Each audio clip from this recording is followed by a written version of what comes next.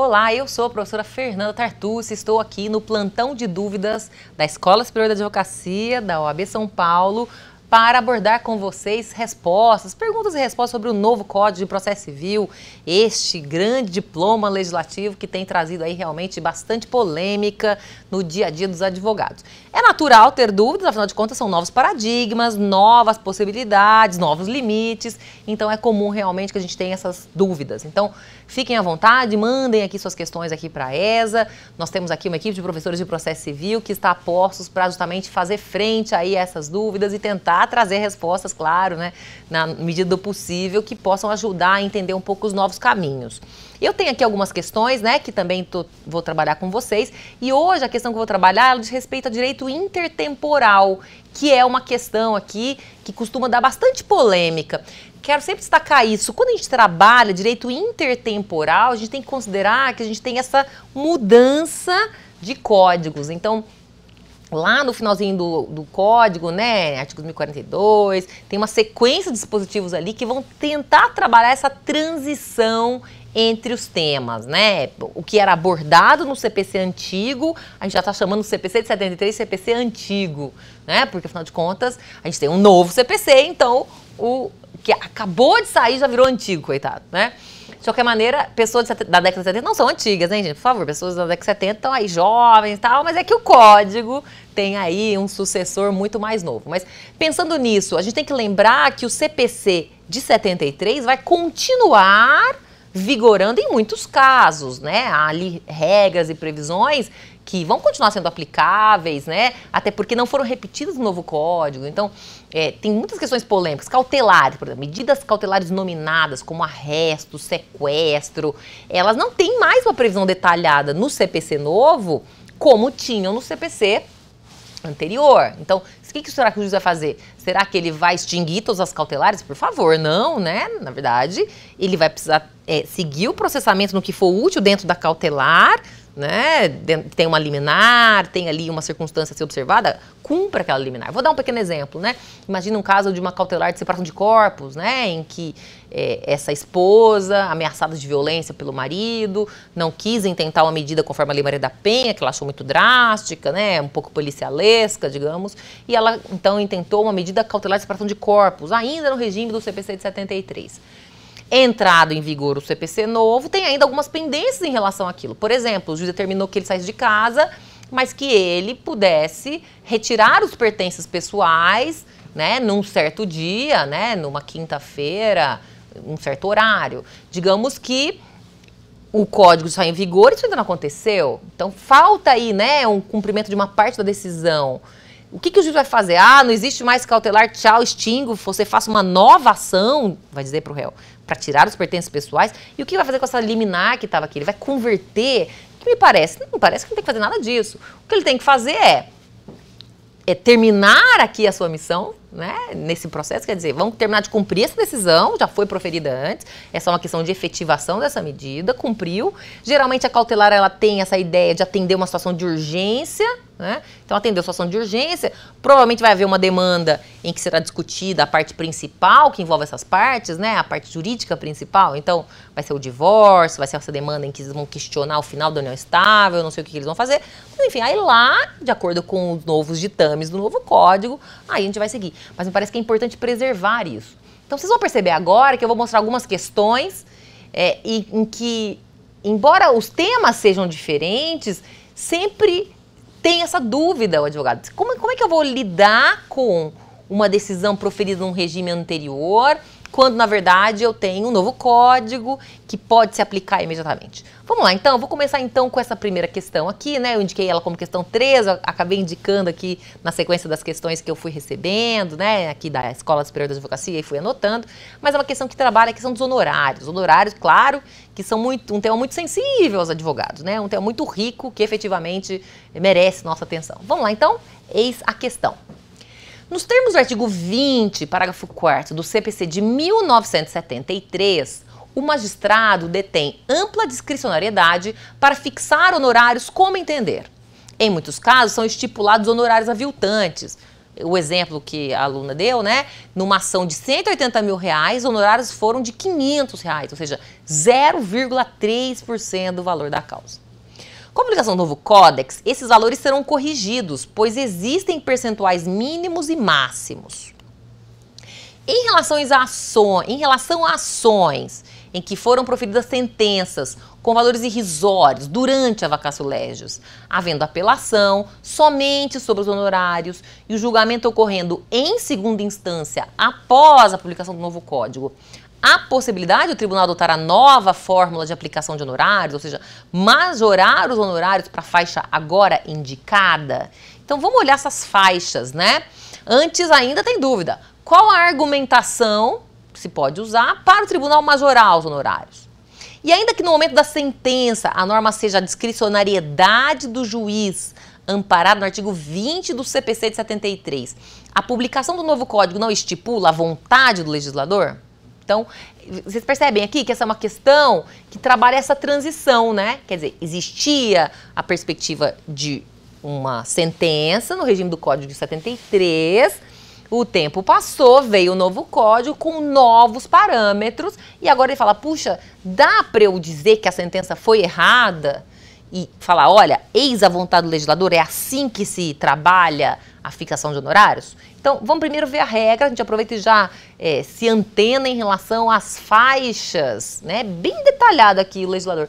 Ele caprichou realmente tentando trazer parâmetros que ele entendeu apropriados para evitar valores aviltantes, né? A gente já teve aqui em São Paulo, inclusive, uma campanha que dizia, né, honorários não são gorjeta, é preciso ter um valor apropriado, adequado em relação ao montante devido, né, e não uma fixação sem critério. Então vamos ver o que o CPC reservou a respeito do tema. Vamos lá? Então, o novo CPC trabalha os honorários no artigo 82 e o parágrafo 3º diz: nas causas em que a Fazenda Pública for parte, a fixação dos honorários observará os critérios estabelecidos nos incisos 1 a 4 do parágrafo 2º e os seguintes percentuais. 1. Mínimo de 10% e máximo de 20% sobre o valor da condenação ou do proveito econômico obtido até 200 salários mínimos. Mínimo de 8% e máximo de 10% sobre o valor da condenação ou do proveito econômico obtido acima de 200 salários mínimos até 2.000 salários mínimos. Ó, já aumentou a faixa, né? E aí vocês percebem que a porcentagem diminui, né? Mínimo de 5% e máximo de 8% sobre o valor da condenação ou do proveito econômico obtido acima de 2.000 salários mínimos até 20.000 salários mínimos. Mínimo de 3% e máximo de 5% sobre o valor da condenação ou do proveito econômico obtido acima de 20.000 salários mínimos até 100.000 salários mínimos. E mínimo de 1% e máximo de 3% sobre o valor da condenação ou do proveito econômico obtido acima de 100.000 salários mínimos. Vocês podem perceber que a faixa menor aqui é o mínimo de 1%, né? Então, nesse exemplo aqui que o colega trouxe, né, olha, uma condenação de 0,3%, realmente, né, tá muito fora da vontade do legislador, que é, olha, o mínimo numa ação vultosa é que seja 1%. Então, 0,3% realmente não fazem sentido. Isso no cenário do novo código, né? Mas não havia esta regra no cenário normativo existente quando da prolação da sentença. Aí é que fica essa questão da transição. Dá para usar a regra nova para um caso antigo? Quando a gente pergunta assim de uma forma mais aberta, né? O juiz errou porque ele fez uma fixação discricionária com base no artigo 20 do Código de Processo Civil de 73? Ora, se o Código 73 deu a ele essa discricionariedade, eu posso questionar se essa discricionariedade foi bem ou não observada, mas eu posso usar o parâmetro futuro, porque não teria como o juiz saber, né, que a norma iria advir.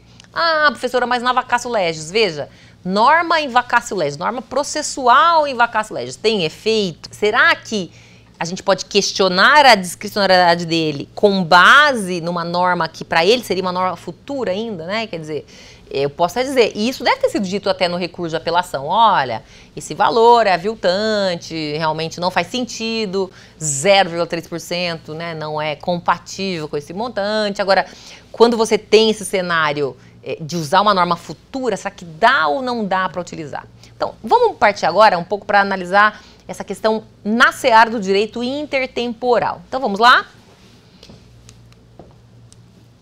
O artigo 1046 do novo CPC diz: ao entrar em vigor este código, suas disposições se aplicarão desde logo aos processos pendentes, ficando revogada a Lei 5869 de 11 de janeiro de 1973. Então, é óbvio, né, que quando eu tenho um processo novo, ele vai ser regido todo pelo novo código. E o anterior ele vai ter que ser regido pelo cenário existente até então. Quer dizer, quando a gente promove, né, interpõe um recurso, qual é a ideia? É dizer que o juiz errou porque ele violou a lei, ou ele violou o procedimento.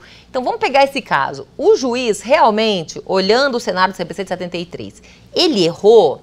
Se ele errou nessa discricionariedade na fixação dos honorários, ele errou à luz do sistema do CPC de 73. Você pode questionar, né, os critérios de equidade, de discricionariedade que ele aplicou no caso. Você não pode dizer, ele errou porque viria uma lei depois, ele devia saber que vindo a lei depois, o processo ainda estar em vigor e, portanto, ele precisaria ter essa resposta. Concorda comigo? Aqui também é um pouco demais, né? Você querer que o magistrado tenha uma decisão reconhecida como errônea, porque é isso que o recurso faz, né?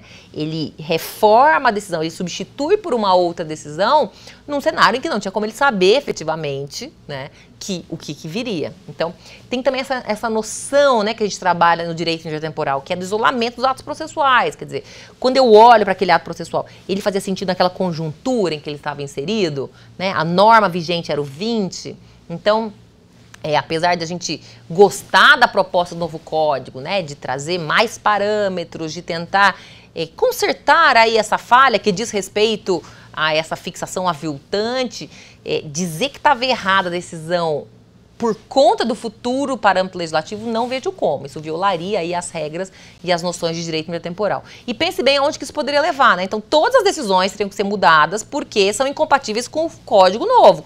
Claro que são.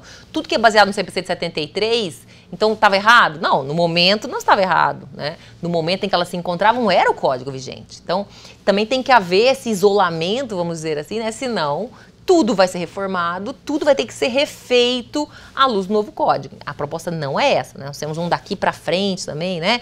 Uma ideia de tentar isolar alguns atos que ficam preservados e outros que sim, aí naturalmente vão sofrer os efeitos, né, dessa nova ocorrência, dessa nova sistemática processual, ok? Então, eu acho que direito intertemporal é um tema bom, a gente vai ter bastante dúvida no começo, porque a gente vai ter inclusive mandados de citação que foram enviados, né, antes da vigência do novo código, com as diretrizes vigentes, né? Então, essa é uma pergunta que às vezes aparece. O mandado de citação saiu dia 25 de fevereiro de 2016, com a citação do réu para contestar. Só que ele não foi citado ainda, né?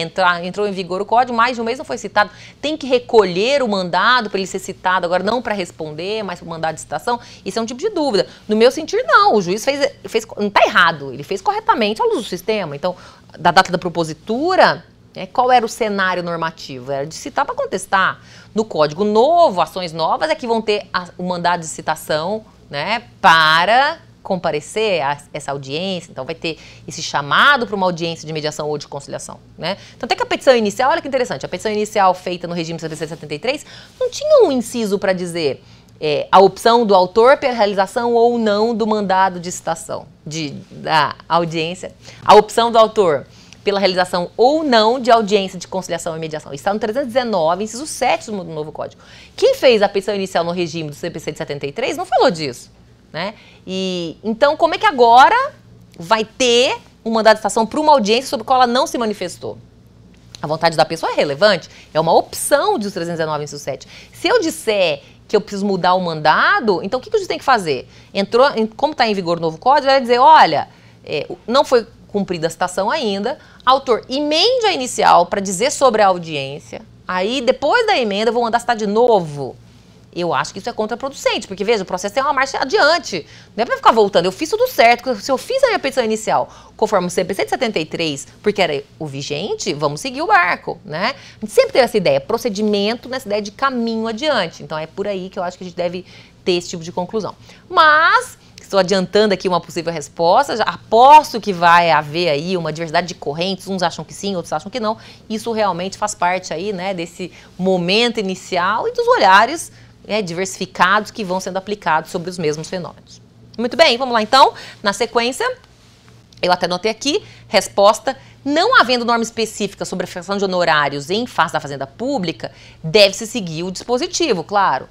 A melhor interpretação do artigo 1046 é no sentido de que as novas normas processuais não devem prejudicar os atos praticados de forma válida nos termos da lei anterior, né? Assim, a fixação de honorários feita com base no artigo 20, parágrafo 4º do CPC de 73, durante a sua vigência, não está incorreta e, portanto, não deve ser reformada para aplicação do artigo 82, parágrafo 3º. A única possibilidade de reforma seria com base na argumentação já usada no sistema anterior sobre a irrisoriedade do valor.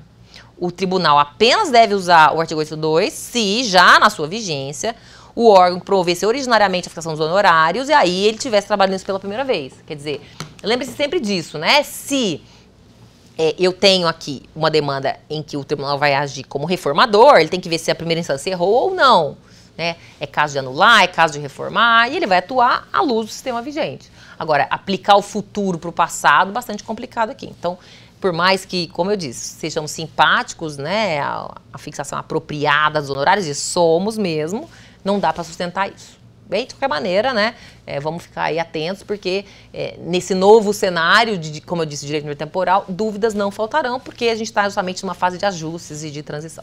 Muito bem, vamos continuar então? Vamos para a próxima questão. Ao julgar embargos de declaração interpostos contra a decisão proferida na vigência do antigo CPC, posso modificar a decisão proferida com fundamento em norma do novo CPC? Ok? Então, de novo, quando a gente olha para essa questão, vem a questão de considerar a lei no tempo, né? Então, o juiz deu uma decisão, foram interpostos embargos de declaração, né? Então, é bom a gente lembrar um pouco disso, né? Os embargos de declaração são aquele recurso que vão justamente trabalhar a possibilidade de sanar na decisão obscuridade, dúvida, contradição, né? E dizendo, olha, excelência, não ficou completa a pressão jurisdicional, não ficou clara, né? Precisamos então esclarecer aqui a falta de uma apreciação, né? Por isso ela é incompleta. Obscuridade, dúvida, contradição, né? E não está inteligível este trecho. Essa é a ideia. Então, o juiz deve dar uma decisão de acordo com o parâmetro de qual legislação? Da legislação vigente à época, justamente, desta ocorrência, né? Então, se a gente considerar esse cenário, é óbvio que o tribunal vai reformar se aquilo tiver efetivamente errado à luz do sistema vigente. Isso é até interessante, né? Quando a gente pega o código de 2015, muitas vezes a gente coloca CPC 2015, mas muitos magistrados, quando forem julgar recursos, né, interpostos há um tempo atrás, vão ter lá, Código de Processo Civil. E ele vai ter que lembrar, opa, esse artigo aqui não é do Código novo, é do Código anterior, né? Porque nem sempre a pessoa coloca Código de Processo Civil de 1973. No passado ela não colocava. Hoje até, né, como a gente já está com Código novo, a gente faz CPC de 73, CPC 2015. Mas no passado não, né? Petições que a gente fez ano passado não tinha CPC 73, Código de Processo. Então, isso vai poder, talvez, gerar uma certa confusão para quem está lendo. Peraí, artigo 20, é do Código Antigo, né? Como a gente está chamando o Código Anterior, Código Novo, etc. Vamos lá, então, para a resposta? Vou voltar, então, para aquele dispositivo. Vejam só. Novamente, devemos olhar para o artigo 1046 do CPC. Ao entrar em vigor este código, as suas disposições se aplicarão desde logo aos processos pendentes, ficando revogada a Lei 5869, de 11 de janeiro de 1973, o CPC de 73. Deve-se entender que as normas processuais se aplicam imediatamente, mas não prejudicam os atos válidos já praticados sobre a égide da lei anterior, né? Possível a gente ter isso. Assim, se o juiz, no dia 10 de março, profere um despacho inicial mandando citar o réu para apresentar resposta em 15 dias, ele não pode modificar a decisão, mesmo em estado por embargo de declaração, e modificar a decisão em 27 de março. E, com base no 334, mandar citar o réu para comparecimento à audiência de conciliação ou mediação. Ok? Então, voltando a esse exemplo, até tinha dado esse exemplo, né? Então, vejam, a demanda foi proposta no regime CPC 73, o réu, claro, né? Não tinha no CPC de 73 essa ideia de ser citado para audiência de conciliação, a não ser que fosse um rito sumário, né, ou um procedimento especial. Então, no procedimento comum, isso não existia. Então, o juiz deu a ordem de acordo com o sistema. Aí depois fala, excelência, a sua decisão está errada, hein? Ela está incompleta, porque na verdade ele não é citado só para responder, ele é citado para comparecer à audiência. Ué, mas como? Como é que o juiz ia saber que isso ia entrar em vigor, né? Tava na vacatio legis, tudo bem, mas a gente chegou a comentar, né? Em muitas circunstâncias, a gente não sabe se entra ou não em vigor, se tem ou não modificação. Quero lembrar que a Lei 13.256 de 2016, de fevereiro de 2016, alterou o CPC na vacácio, né? Então, pouco menos de um mês antes de entrar em vigor, o CPC novo já foi alterado. Então, como é que o juiz vai saber o que vai ou não entrar em vigor? E, de novo, o juiz tem obrigação de aplicar a legislação vigente à época do ato, né? Senão, imagina, você vai ter aqui uma circunstância absurda, né? Ele não vai julgar nada esperando entrar em vigor o novo CPC para ter só o novo regime, mas e a duração razoável do processo? A gente tem que lembrar que a duração razoável do processo é uma garantia constitucional. E, portanto, essa garantia precisa ser observada necessariamente em prol aí, né, da duração razoável, do andamento dos atos processuais. Então, não dá para deixar de apreciar.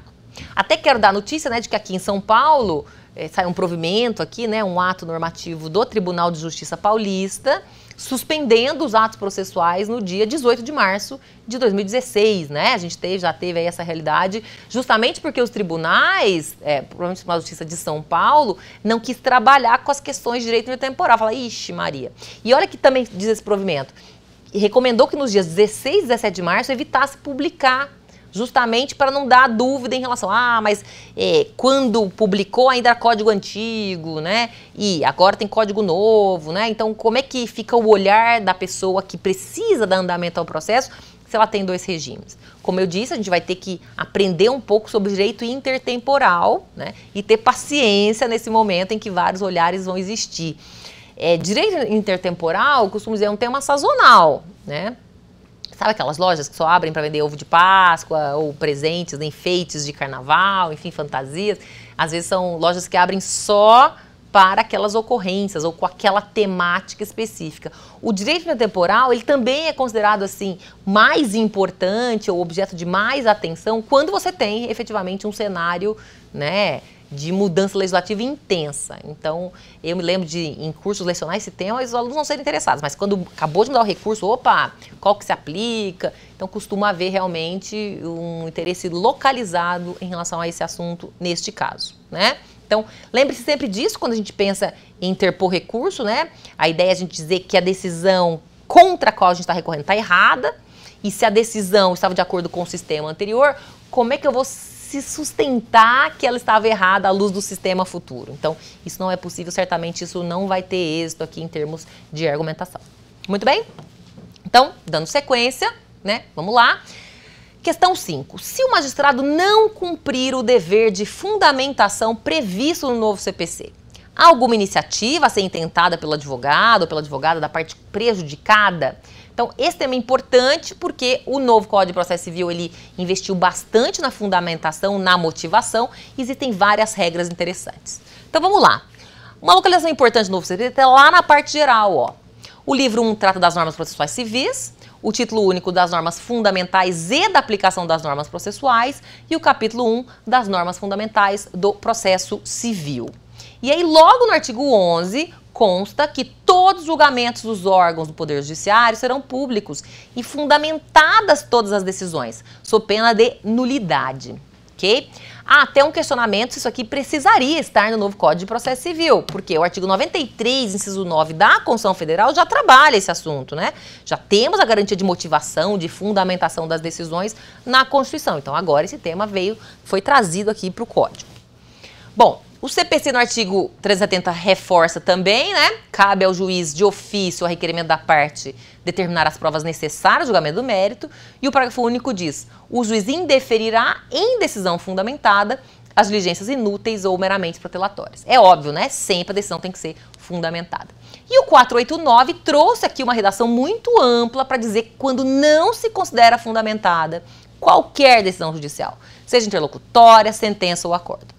Quando ela, se limita à indicação, reprodução ou paráfrase de ato normativo sem explicar sua relação com a causa ou a questão decidida. Isso é muito comum, né? A gente traz toda uma fundamentação para dizer, olha, a prova inequívoca, né, no sistema tão antecipado, o CPC de 73, a prova inequívoca é esse documento. E o juiz fala, não está presente a prova inequívoca. Ué, por que você não falou do documento que eu trouxe, que eu disse que era prova inequívoca? Então, essa regra é boa, dizendo, olha, na verdade, nós temos aqui, né, uma previsão expressa no sentido de que, efetivamente, isso não é fundamentação suficiente. Achei boa essa regra, né? Porque a gente fica frustrado, fala, poxa, tudo que eu falei, ele nem respondeu especificamente. Parece que ele usou uma decisão carimbo, uma decisão meio que padrão. Vamos seguir? Vejam só. Empregar conceitos jurídicos indeterminados sem explicar o motivo concreto da sua incidência no caso. Invocar motivos que se prestariam a justificar qualquer outra decisão, uma decisão carimbo, né, que serve para tudo. 4. Não enfrentar todos os argumentos deduzidos no processo, capaz de, em tese, infirmar a conclusão adotada pelo julgador. 5. Se limitar a invocar precedente enunciado de súmula, sem identificar seus fundamentos determinantes, nem demonstrar que o caso sob julgamento se ajusta àqueles fundamentos. Deixar de seguir enunciado de súmula, jurisprudência ou precedente invocado pela parte, sem demonstrar a existência de distinção no caso do julgamento ou a superação do entendimento. Então, vocês percebem, né, que é uma previsão, até que ela é feita na negativa, não vale deixar de fundamentar fazendo só condutas padrões. Você precisa fazer mais, né? E todo mundo está questionando, será que no CPC novo os juízes estão preparados, né? Isso foi muito questionado antes da entrada em vigor. Estão preparados para fazer essa fundamentação tão caprichada? Muitos duvidavam que isso ia acontecer. Talvez nem todos os magistrados, né, tenham conseguido entrar nesse novo sistema. Então, o Código prevê algo para se insurgir, para o advogado, né, aí dando voz à parte, se insurgir contra isso. Querem ver? Vejam só. Novo CPC, artigo 1022, cabem embargos de declaração contra qualquer decisão judicial para 1. Esclarecer obscuridade ou liminar contradição, suprimir omissão de ponto ou questão sobre o qual devia se pronunciar o juiz de ofício ou requerimento, e 3. Corrigir erro material. Até aqui, normal, né? Agora, o parágrafo único diz, considera-se omissa a decisão que 2. Incorra em qualquer das condutas descritas no artigo 489, parágrafo 1º. Okay? Então, a ideia do Código é que, efetivamente, a gente tem agora, via embargos de declaração, a opção de dizer, excelência, você não me explicou porque aquilo que eu trouxe não confere com o requisito legal. Então, eu tenho uma omissão, isso precisa ser sanado. Isso é interessante, né? Ter um mecanismo que diga, sim, é considerado omissão. Né? Porque a gente tinha algumas decisões que diziam, o juiz não é obrigado a responder questionário da parte e não é obrigado a ser tão esmiuçado. Vamos ver, né, como é que a jurisprudência, formando-se agora a partir do novo Código, como é que ela vai repensar esse tipo de argumentação. Alguma virá, a gente sabe que, né, alguns caminhos são sempre desenhados engenhosamente pelos tribunais. Vamos lá, tem mais regra, vejam só. Diz o artigo 1013, parágrafo 3º, do julgamento dos recursos, né? Se o processo estiver em condições de imediato julgamento, o tribunal deve decidir desde logo o mérito, quando decretar a nulidade de sentença por falta de fundamentação. Esse artigo, gente, ele é o artigo que falava da teoria da causa madura, né? A gente usava essa expressão no CPC de 73, 515, parágrafo 3º, né? Quer dizer, o tribunal, ele pode achar o seguinte, eu tenho um recurso para analisar. Ele já está pronto para julgar, não vou anular, voltar para a primeira instância e depois ter uma sentença para depois eventualmente apreciar. Já vou apreciar aqui. Agora, quando ele diz que ele pode achar que o processo está pronto para julgar e já pode sair julgando mesmo tendo uma nulidade na fundamentação, ou seja, o tribunal já vai julgar, então talvez aquele problema que a gente alegou lá atrás, olha, eu fiz embargo de declaração, o juiz disse que não tinha omissão, mas ele não respondeu porque que o meu documento não configura elementos da probabilidade do direito, da prova inequívoca no regime do CPC anterior, ou probabilidade do direito, no caso da tutela provisória do Código Novo. O tribunal fala, mas quer saber, está pronto para julgar. Em vez de decretar nulidade, eu já vou julgar isso aqui. Então, o Código andou bem, me parece, reforçando a fundamentação, previu embargos de declaração, mas nesse momento, quando ele fala, olha, o tribunal também pode superar isso aqui e já julgar, me parece que aí enfraqueceu um pouco essa obrigatoriedade, se não for considerado importante, o tribunal vai julgar o mérito sem isso. E aí o jurisdicionado que queria aquela resposta acaba não tendo, né?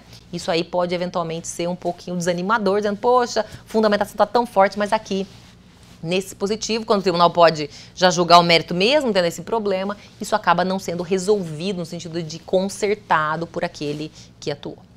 Muito bem, meus caros, tranquilos? Então é isso, né? Essas foram algumas questões que eu trouxe para a gente poder debater. Fico aqui à disposição, né? Para a gente continuar aí pensando juntos e refletindo sobre perguntas e respostas a respeito do novo CPC. E para finalizar, eu trouxe aqui essa reflexão final. Vamos lá? Nenhum trabalho de qualidade pode ser feito sem concentração e autossacrifício, esforço e dúvida, vejam só. Então nós estamos num bom caminho, né? Porque isso não falta para a advocacia brasileira, para o jurisdicionado brasileiro, estamos aí sempre na luta, buscando novos caminhos. Obrigada e até uma próxima.